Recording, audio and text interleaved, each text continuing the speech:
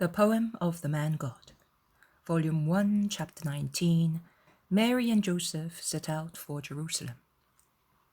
27th of March, 1944. I see their departure to go to St. Elizabeth's.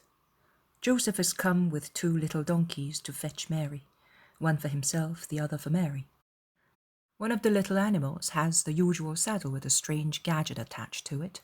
Later I gather it is a kind of a luggage rack, on which Joseph fastens a small wooden casket, a small trunk we would call it nowadays, which he brought for Mary's clothes to prevent them from getting wet. I hear Mary thank Joseph wholeheartedly for the provident gift, in which she packs what she takes out of a parcel she had made up previously. They close the door of the house and start off. It is daybreak, for I can see the rosy dawn in the east. Nazareth is still asleep. The 2 early travellers meet only a shepherd who is driving forward his little sheep, which are trotting along, one against the other, jammed in a close flock. They are all bleating. The little lambs with their shrill, sharp voices bleat more than the others, and want their mother's breasts even while moving. But the mothers are hurrying towards the pastures, and with their louder bleatings, they urge the little ones to follow them. Mary looks and smiles, and since she has stopped to let the herd go by, she bends on the saddle and caresses the mild little beasts that pass near her donkey. When the shepherd arrives, carrying a newborn little lamb in his arms, and he stops to speak to Mary, she smiles and caresses the pinkish little face of the lamb that is bleating desperately, and she exclaims, "It's looking for its mother. Here is your mother. She won't leave you. Of course she won't, little lamb." In fact, the ewe rubs herself against the shepherd, then stands up on her hind legs and licks the face of her little one. The herd passes by, making the noise of water drops falling on leaves. Behind it, there is the dust raised by the trotting feet of the sheep and the patterns of their footprints on the dusty road.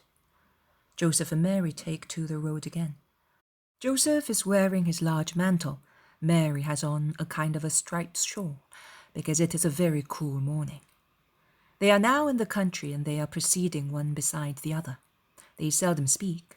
Joseph is thinking of his business. Mary is following her own thoughts, and in her concentration she smiles at them. At times she looks around and smiles at the things she sees. Now and again she looks at Joseph, and then an expression of sad gravity darkens her face. Then she smiles again, still looking at her provident spouse, who speaks so little, and when he does speak it is only to ask her whether she is comfortable and whether she needs anything. By now there are many people on the road, particularly near and inside villages. But Mary and Joseph do not pay much attention to the people they meet. They proceed on their trotting donkeys, in the midst of the noise of the harness bells, and they stop only once in the shade of a thicket to eat some bread and olives and to drink at a well that runs down from a grotto. They stop later to take shelter from a sudden heavy downpour from a very dark cloud. They have taken cover under the mountain, against a protruding rock that protects them from most of the heavy rain. Joseph wants Mary to put on his big mantle, which is proof against water, and he insists so much that Mary is obliged to yield to the insistence of her spouse, who, to reassure her of his own immunity, covers his head and shoulders with a small grey blanket which was on the saddle. Probably the donkey's blanket. Now Mary looks like a little monk, with her face framed by the hood and the mantle closed round her neck and covering all her body. The shower slackens and turns into a tedious drizzling rain. Mary and Joseph start off again along a muddy road, but it is springtime, and after a short while the sun makes the journey more comfortable. Also, the 2 little donkeys are now trotting more happily along the road. I do not see anything else, because the vision ends here. The Poem of the Man God, Volume 1, Chapter 20, From Jerusalem to Zacharias' house, 28th of March, 1944. We are in Jerusalem. I know the town very well now, with its streets and gates. The first thing Mary and Joseph do is to go to the temple. I recognize the stable where Joseph left his donkey on the day of Jesus' presentation in the temple. Also now he leaves the 2 donkeys there after feeding them, and then he goes with Mary to worship the Lord. When they come out, they enter a house which apparently belongs to people they know. They take some refreshments there, and Mary rests until Joseph comes back with a little old man. This man is going your way. You will not have to travel a long way by yourself to get to your relatives. You can trust him because I know him. They get on their donkeys again, and Joseph goes with Mary as far as the gate. It is not the one they entered, but a different one, and they part there. Mary proceeds with the little old man, who is as talkative as Joseph was silent, and takes an interest in many things. Mary answers him patiently. In front of the saddle, she has now the little trunk which Joseph's donkey had carried earlier, and she is no longer wearing the large mantle. Neither has she on the shawl, which is folded on the trunk, and she is really beautiful in a dark blue dress and white veil that protects her from the sun. How beautiful she is! The old man must be somewhat deaf, because Mary, who is wont to speak in a very low voice, had to speak loudly to make herself heard. And now he is tired. He has finished with all his questions and news, and is dozing on the saddle, led by the donkey that is familiar with the road. Mary takes advantage of this respite to collect her thoughts and to pray. It must be a prayer that she sings in a low voice, looking at the blue sky with her arms crossed over her breast, while her face is bright and happy because of some internal emotion. I see nothing else.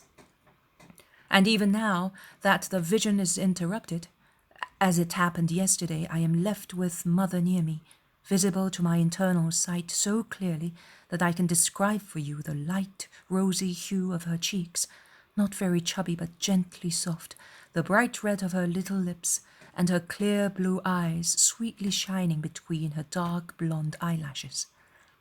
I can tell you how her hair, divided into 2 on the crown of her head, falls softly with 3 undulations on each side, as far down as to cover half of her little rosy ears, and then disappears with its pale, shiny gold behind the veil covering her head. Because I see her with her mantle over her head, wearing a dress of luminant silk and the dark mantle as thin as a veil, of the same cloth as the dress. I can tell you that her dress is tight round her neck by means of a sheathing inside, which runs a cord, the ends of which form a knot in front of the base of her neck. Likewise, her dress is gathered at her waist by a thicker cord, also of white silk, hanging down her side with 2 tassels. I can even tell you that her dress, tight as it is at her neck and waist, forms 7 round soft folds on her breast, the only ornament of a very modest garment. I can inform you of the chastity emanating from all her aspect, from her so delicate and harmonious forms, which make her such an angelical woman. And the more I look at her, the more I suffer thinking of how much they made her suffer. And I wonder how they could have had no mercy on her, so meek and kind, so delicate also in her physical appearance. I look at her, and I can hear once again all the shouting on Calvary, also against her, all the mockery and insults, all the maledictions shouted against her because she was the mother of the convict.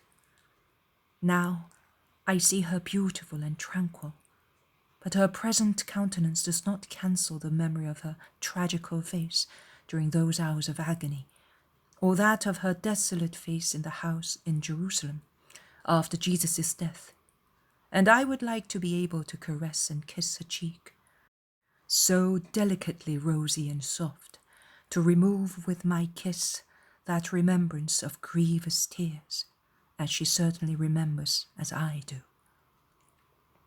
You cannot believe how much peace it gives me to have her near me.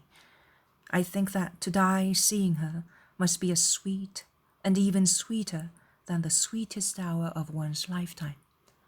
During the time that I did not see her thus, all for myself, her absence was a great sorrow to me, just like the absence of a mother.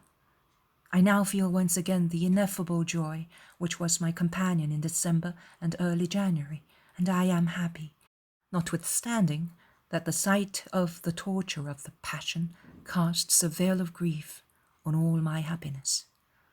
It is difficult to explain and make you understand what I feel and what has been happening since February the 11th, when in the evening I saw Jesus suffer in his Passion. That sight has changed me completely. Whether I die now or in 100 years' time, that vision will always be the same in intensity and consequences. Previously, I used to think of the sorrows of Christ.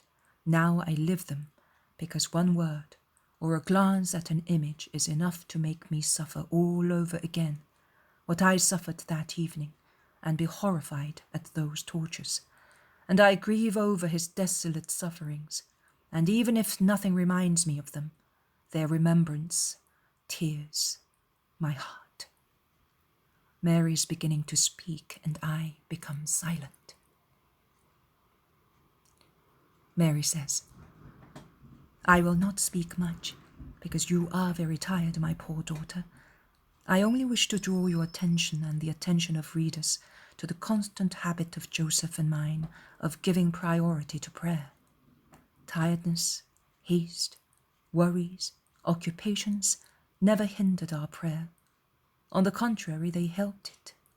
It was always the queen of our occupations, our relief, our light, our hope. If in sad moments it was a consolation, in happy ones it was a song. But it was always the constant friend of our souls. It detached us from the earth, from our exile, and it raised us up toward heaven, our fatherland.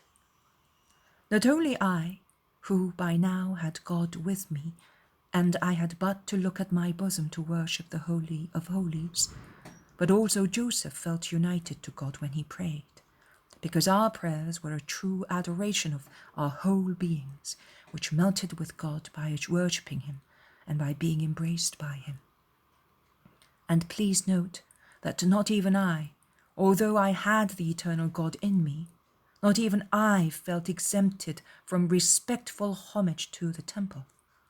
The deepest holiness does not exempt anyone from feeling a mere nothing with regard to God, and from converting such nothingness into an endless hosanna to God's glory, since he allowed us to do so. Are you weak, poor, faulty? Invoke the holiness of the Lord. Holy, holy, holy. Invoke the blessed Holy One to assist you in your misery. He will come and instill his holiness into you. Are you holy and rich in merits in the eyes of God? Invoke the holiness of the Lord just the same. It is infinite and will increase yours. The angels, who are superior to the weaknesses of mankind, do not cease singing their Sanctus, not even for an instant, and their supernatural beauty increases with each invocation of the holiness of our God. Imitate the angels. Never divest yourselves of the protection of prayer, which blunts the weapons of Satan, the malice of the world, the incentives of the flesh, and mental pride. Never lay down this weapon, which causes heaven to open and pour out its graces and blessings. The world needs a shower of prayers to be purified from the sins that draw punishments from God. And since only few people pray, those few must pray as if there were many. They must multiply their living prayers to make up the necessary amount to obtain graces. Prayers are living when they are flavored with true love and sacrifice. My dear daughter, it is a good thing, pleasing to God and meritorious, that you should suffer because of the sufferings of my Jesus and mine, in addition to your own. Your sympathetic love is so dear to me, but do you want to kiss me? Kiss the wounds of my son. Dress them with the balm of your love. I suffered spiritually the pangs of the scourges, of the thorns and the torture of the nails and of the cross. And likewise I feel spiritually all the caresses given to my Jesus, as they are as many kisses given to me. And then come. I am the Queen of Heaven, but I am always the Mother. And I am happy.